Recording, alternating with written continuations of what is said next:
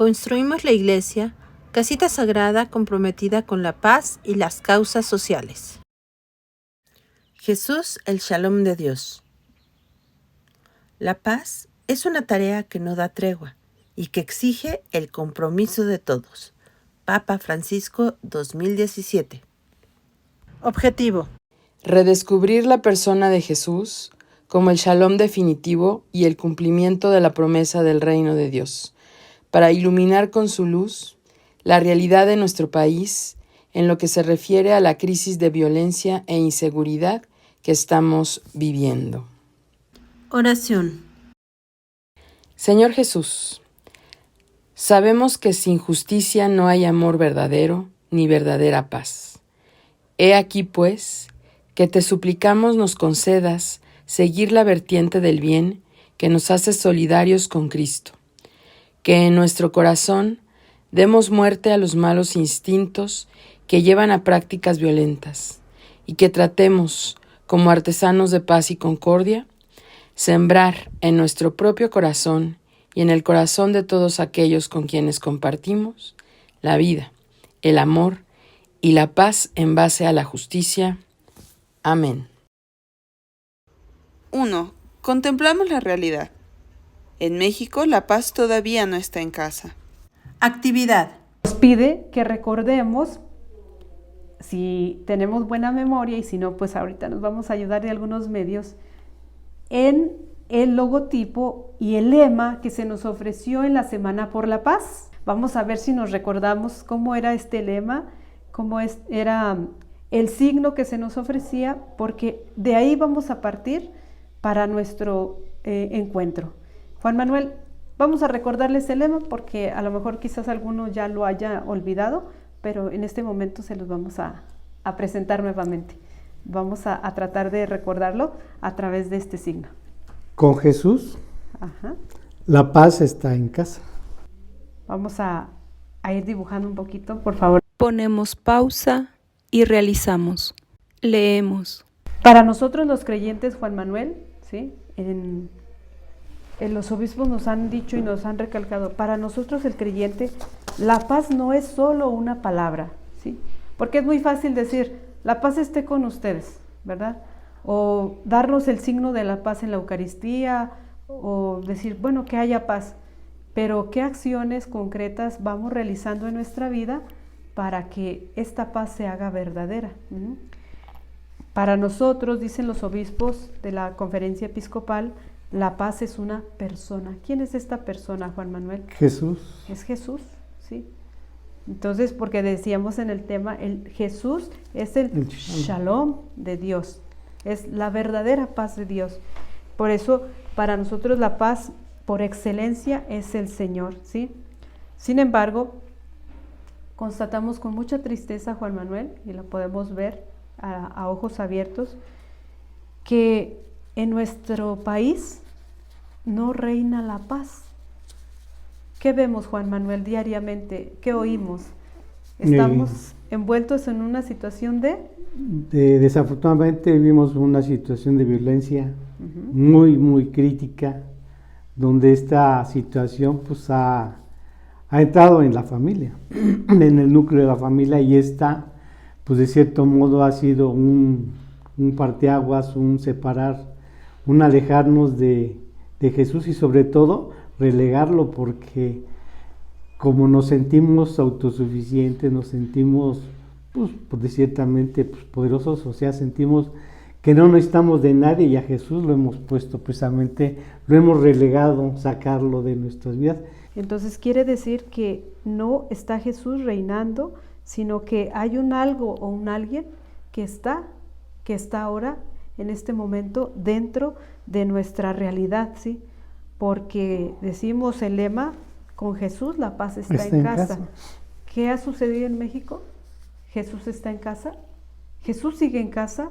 ¿O lo hemos cubierto, como decía usted, por tantos intereses, por tantas situaciones que queremos llevar nosotros mismos, ¿verdad? Sin darnos cuenta que con el Señor todo sería distinto. Exactamente. Hace ya más de 13 años, para ser precisos, en el 2010, nuestros obispos de una forma profética, anunciaban que México se estaba encaminando en una manera exagerada hacia esta realidad que hoy estamos viviendo, ¿sí? Desafortunadamente, hay situaciones en nuestro país que ensordecen o quieren apagar también las voces proféticas de los que anuncian lo que está sucediendo o lo que puede venir si no hacemos acciones concretas. En este momento ya nos encontramos, pues de cierta forma, viviendo lo que ellos con sabiduría nos habían anunciado. Lo habían anunciado, ¿sí?, con anterioridad. Para pensar. Nos podemos dar cuenta, Juan Manuel, en cuanto a lo que tenemos en el índice de criminalidad en México, el crimen organizado, el narcotráfico, ¿sí? Son situaciones que han rebasado los límites, ¿sí? Y que quizás también está sucediendo un fenómeno muy triste, Juan Manuel. ¿Qué está sucediendo? Nosotros diariamente escuchamos noticias o las vemos y parece que como que fuera normal. Escribimos las respuestas. Ponemos pausa y realizamos. Leemos. Recientemente se ha señalado que una de las ciudades de la República Mexicana tiene el índice más alto de criminalidad en el mundo. Esta situación repercute negativamente en la vida de las personas, de las familias, de las comunidades y de la sociedad entera. Afecta la economía, altera la paz pública, siembra desconfianza en las relaciones humanas y sociales, daña la cohesión social y envenena el alma de las personas con el resentimiento, el miedo, la angustia y el deseo de venganza. En los últimos años se ha incrementado en nuestro país la violencia causada por organizaciones criminales, distinta de la violencia intrafamiliar y de la que es causada por la delincuencia común. Esta violencia se caracteriza por la crueldad, por la venganza, por la exhibición de poder y por la intención de intimidar a quienes son considerados rivales y a toda la sociedad. Algunas de las actividades criminales más comunes en este contexto son el narcotráfico, el secuestro, la trata de personas, el lavado de dinero, distintos tipos de extorsión y las ejecuciones intimidatorias. El narcotráfico es una de las formas más difundidas del crimen organizado. Desde hace varias décadas ya se promovía el cultivo de drogas en distintas regiones del país y al mismo tiempo se tejieron redes de traficantes con complicidad de instituciones y organizaciones gubernamentales y de la sociedad. En su inicio, el negocio ilícito se limitaba al cultivo y al tráfico de las drogas, que tenía como principal destino los Estados Unidos de Norteamérica. Al infundirse la adicción a las drogas enervantes, México, además de ser país productor y de trasiego de la droga, se convirtió en un país consumidor, cerrándose así el ciclo de producción, distribución, venta y consumo. Comentamos. Ponemos pausa y realizamos. Discernimos. Jesús, el Shalom definitivo. 1. Jesucristo, cumplimiento de la promesa mesiánica. ¿Sí? La paz para mí y para ti es precisamente Jesús caminando entre nosotros. ¿Qué significa entonces que Jesús haga eso? ¿Sí? Te comparto primero que nada lo que dice la Biblia. Las citas están ahí en tu manual.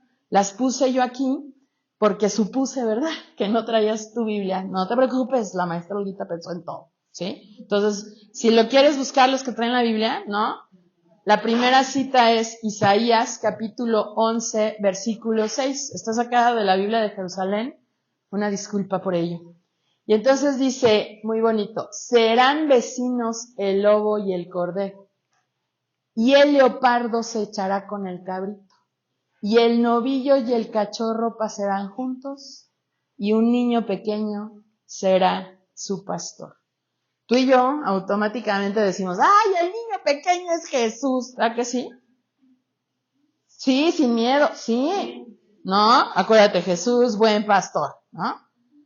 El asunto, o lo que yo quiero que tú pienses, es ¿por qué pasa esto? Son enemigos naturales. Y entiendo, o sea, lo concedo, es un lenguaje metafórico, estoy de acuerdo, ¿sí? Pero ¿por qué enemigos naturales van a poder estar al lado el uno del otro.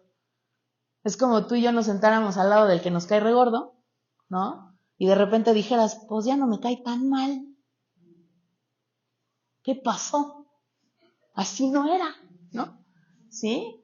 La siguiente cita vuelve a ser del profeta Isaías, es capítulo 2, versículo 4, y entonces dice, juzgará entre las gentes, será árbitro de pueblos numerosos, forjarán de sus espadas asadones y de sus lanzas podaderas. No levantará la espada nación contra nación, ni se ejercitarán más en la guerra, ¿no? Vuelvo a decir, tú aquí y yo dijimos, por supuesto que es Jesús, ¿verdad que sí? ¿No? Pero la gran pregunta vuelve a ser la misma, ¿por qué?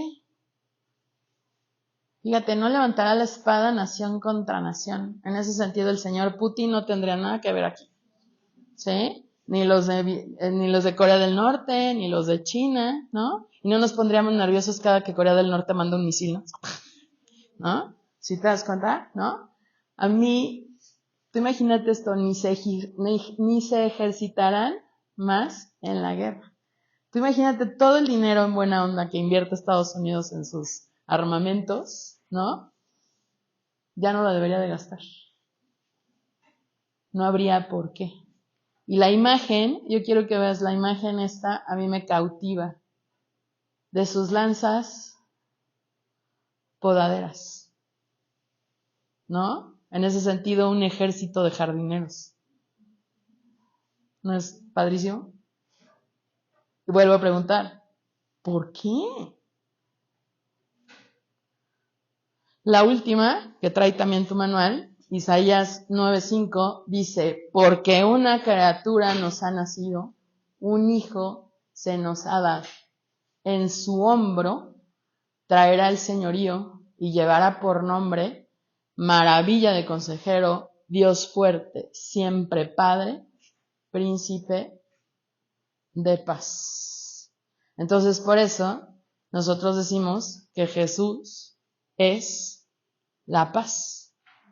Jesús es el Shalom, como dice tu tema, el Shalom de Dios.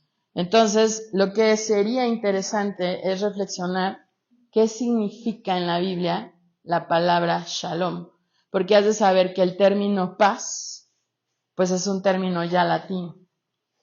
En ese sentido, es una traducción que, nos guste o no, hace que el término pierda sentido, ¿no? Es como yo siempre le digo a los alumnos de Introducción a la Biblia, por si no estás en el diplomado comercial, métete. Entonces, yo les digo, a ver, tradúcele a un gringo Itacate. O sea, le puedes decir lunch, pero la neta es que no entiende el concepto, ¿no?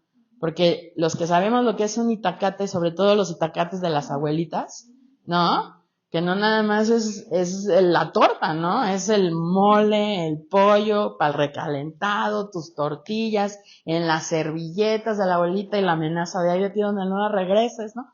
Todo eso, en ese sentido, es el itacate.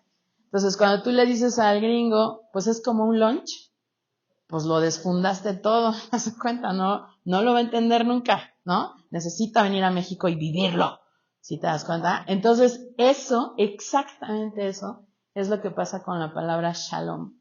La palabra paz le queda cortito, cortito, cortito. Entonces, ¿qué es shalom? Fíjate bien, etimológicamente esto sí no viene en tu manual, así que apúntale. Etimológicamente hablando, ¿sí? La palabra shalom significa hallarse intacto, completo. Entonces, etimológicamente hablando, cuando tú le dices a alguien shalom, lo que le estás diciendo es que se restablezcan todas tus cosas en su integridad. Lo que yo quiero que pienses ahorita es, ¿qué te falta? Y no estoy hablando de dinero, a todos nos hace falta, ¿sí? Pero tú piensa ahí en lo oscurito de tu corazón, en el sentido, en lo más íntimo, ¿qué te hace falta? ¿Qué necesitas para que tú digas, hijo, mano, con eso sí sería feliz? Entonces, cuando alguien te dice shalom, lo que te está diciendo, en buen plan, es que eso que necesitas, que te hace falta, le pido a Dios que lo tengas. Eso es shalom. Restablecer las cosas en su integridad. 2. Jesús, el shalom definitivo. Jesús, entonces, eso sí viene en tu manual, dice, es el shalom, porque su persona, nosotros lo vimos ahorita con las citas, ¿sí? Con las citas de Isaías, entonces crece la esperanza del Mesías, porque el Mesías, desde la Biblia, pues va a traer la paz, príncipe de la paz, ¿sí? Y entonces por eso, para el judío, el Mesías, haz de cuenta, va a, en ese sentido, a traer la paz, ¿sí? Entonces por eso, tu manual se atreve a ponerlo de esta manera. Jesús es el shalom porque su persona empieza a ser realidad la esperanza judía. Entonces, ¿qué es lo que yo quiero que veas, no? El asunto está en que habría que pensar en nosotros, ¿sí? Para nosotros también Jesús empieza a ser nuestra realidad. Desde ahí nosotros tendremos que entender primero qué es nuestra esperanza, ¿sí?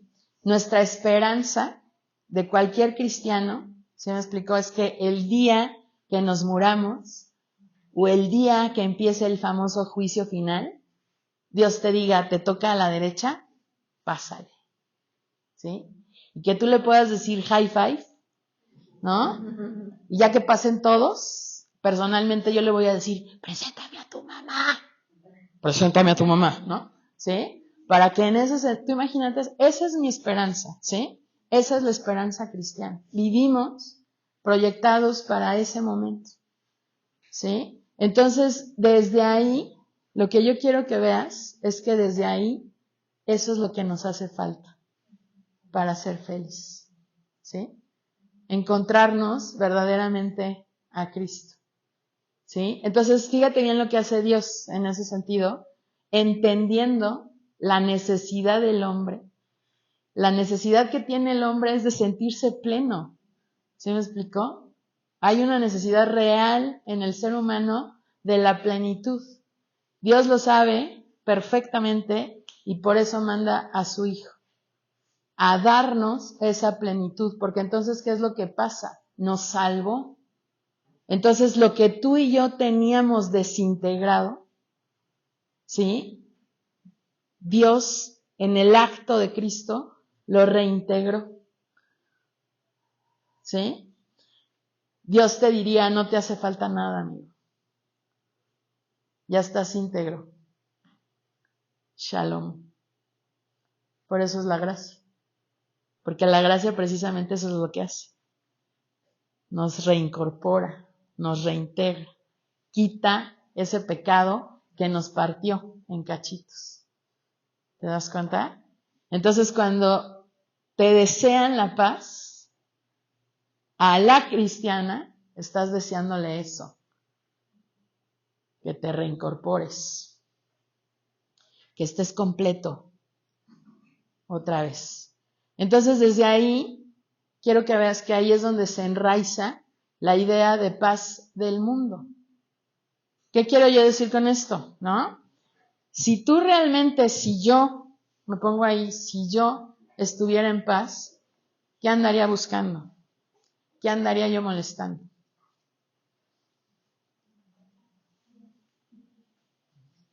Nada. Nada. Nada. Por eso, en ese sentido, Jesús es la paz. Porque entonces Él, al reintegrarte, te enseña realmente lo que significa la paz de Dios. Y entonces, desde ahí, desde esa sensación de salvados, puedes entonces construir la paz. 3. La verdadera paz pasa por la justicia. les comparto hace millones de años, cuando yo estudiaba, hace millones, siglo pasado, gente. Bueno, no, sí fue este siglo. Entonces, eso es cosa. Que llevaba yo una materia que se llamaba Filosofía del Derecho, ¿no? Y entonces me cambió la vida, ¿no? Porque me hizo precisamente pensar mucho en la cuestión de la justicia, ¿no? Y entonces, pues uno cuando dice justicia, uno tiene en lo personal, yo tenía la definición que me hicieron aprenderme en la secundaria o en la prepa, ¿no? Que justicia es dar a cada quien lo que le corresponde. Mi maestro, él decía que era darle a cada quien lo suyo, no lo que le corresponde, decía, lo suyo. Y entonces él explicaba que él era un hombre de fe, o sea, era un hombre muy religioso, ¿no? Y entonces él nos preguntaba a todos ahí, ¿no? A ver, ¿qué es tuyo? ¿No? Y entonces desde la fe uno contesta nada. Todo lo que tienes, Dios te lo ha dado. Nada es tuyo. ¿Sí te das cuenta? Entonces cuando nosotros cometemos un acto de injusticia, voy a usar Armida, pero me voy a salir del cuadrito. Armida, hazte para acá. Pero tráete tu cuaderno, ¿no? Entonces lo que hace uno, te imagínate, ¿no? Ahí para que nos vean bien. Entonces, ¿te das cuenta? ¿No?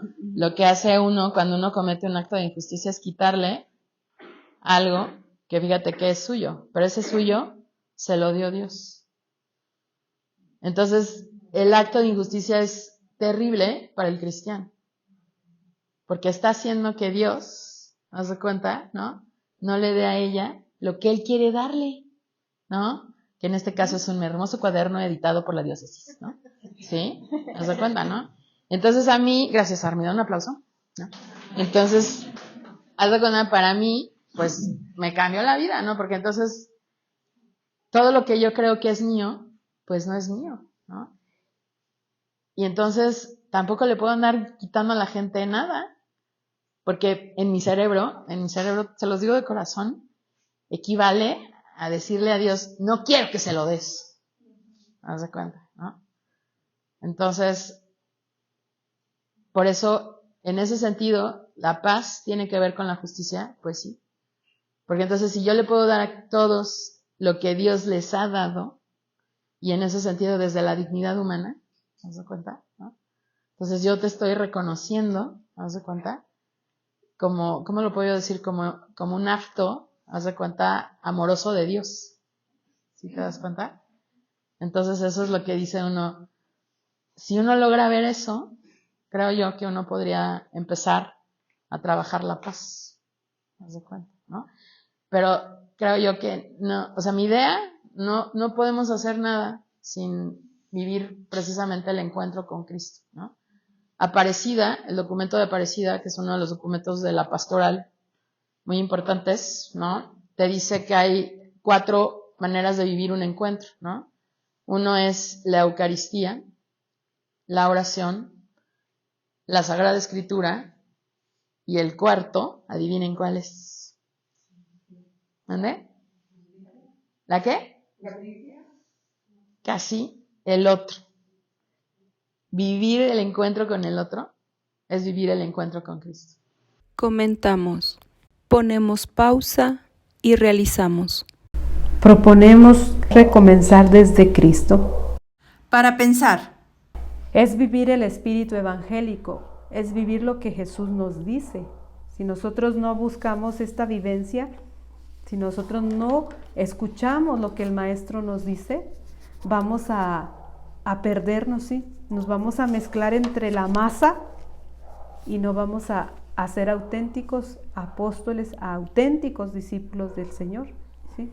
Entonces vamos a conformar con que todo está bien, todo está tranquilo, y por ahí había un dicho, ¿verdad? Yo en mi casa y Dios en la de todos. ¿Qué quiere decir esto? Que yo estoy tranquilo, que los demás estén también tranquilos en su casa, que al cabo Dios está con todos, pero esa es una mentira. ¿Por qué? Sí, es cierto, Dios está con todos, pero no podemos... De palabra, ¿sí? Porque no te quieres comprometer con las situaciones del hermano más necesitado, más afectado por estas situaciones y al final de cuentas todos estamos Sobre afectados. todo eso, ¿no? El compromiso, el comprometerse, porque el comprometerse no es tan sencillo, sino Sí. no nos permite, el compromiso como que nos quita ciertas libertades, Exactamente.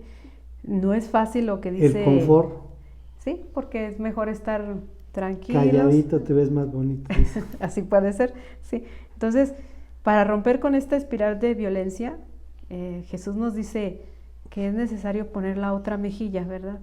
Que también para nosotros o para algunas personas es incomprensible. ¿Cómo voy a dejar que el otro me golpee, no? Pero no, en realidad Jesús nos invita a decir, a poner la otra mejilla no es el hecho de que te dejes golpear y dale pues duro aquí, dale acá, ¿no?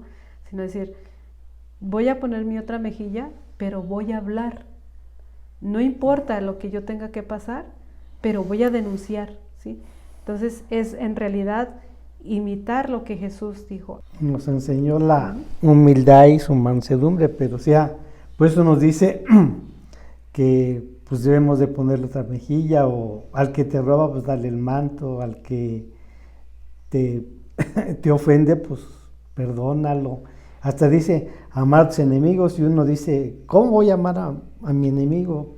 Pues no, o sea, por así como por pensarlo así en la lógica, pues uno dice, pues ¿cómo amar a mi enemigo, al que me hizo daño? Pues no, precisamente es una de las cosas que es tan difícil de entender y comprender, porque pues no es tan sencillo, o sea, es que como que lo razonamos como humanamente, pero no lo vemos como pues, lo hizo Jesús. A todos nos toca recomenzar desde Cristo, pero para llegar a cumplir esto que Jesús nos dice, que humanamente es muy complicado de verdad hacerlo, hay una cosa que no tenemos que perder de vista. Solamente quien ha tenido un verdadero encuentro con Cristo es capaz de cambiar en su vida, ¿sí? Creo que muchos de nosotros que hemos vivido el querigma, ese encuentro con el Señor, ¿verdad? Podríamos dar tantos testimonios de lo que ese encuentro hizo con nosotros, ¿verdad? De situaciones en las que estábamos ya perdidos, caídos, que creíamos que no podíamos salir. Hubo ese momento de ese encuentro con Cristo y ese momento cambió para siempre. Esa es una parte de una conversión. Exactamente. Entonces, decía Papa Benedicto, ¿verdad? A todos nos toca recomenzar con Cristo y no por un deseo que ahora sí voy a cambiar, ahora sí no. Tiene que ser auténtico, ¿sí? Si no te encuentras con Cristo, ¿verdad? Decíamos como ese encuentro real, verdadero, solamente quien se ha encontrado con el Señor persevera. Entonces la invitación es a ser verdaderamente testigos de lo que Cristo ha hecho en nuestra vida, para que también podamos comunicarlo a los demás y como decimos, no solo de palabras, sino con también con los hechos. Pues Juan Manuel, creo que hay tantas cosas que podríamos decir, pero nos quedamos por aquí con esto, ¿verdad? Comentamos.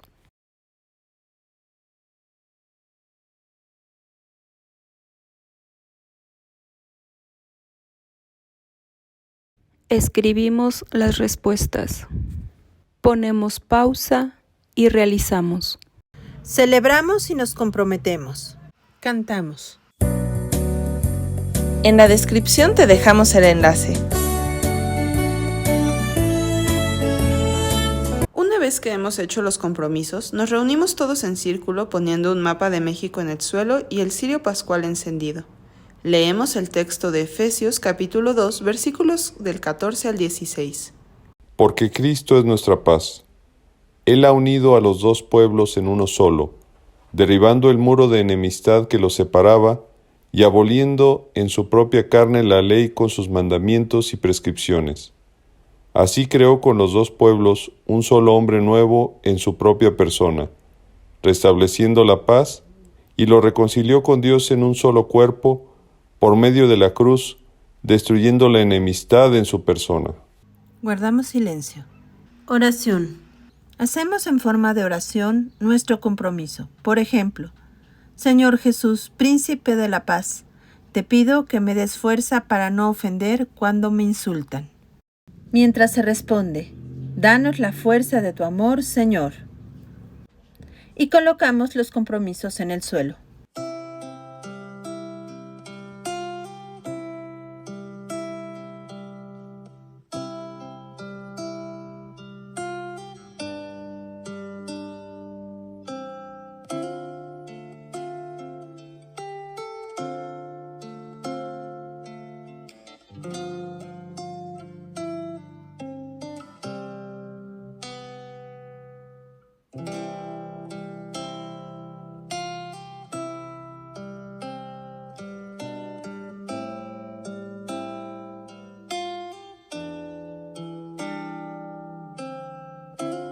Construimos la iglesia, casita sagrada comprometida con la paz y las causas sociales.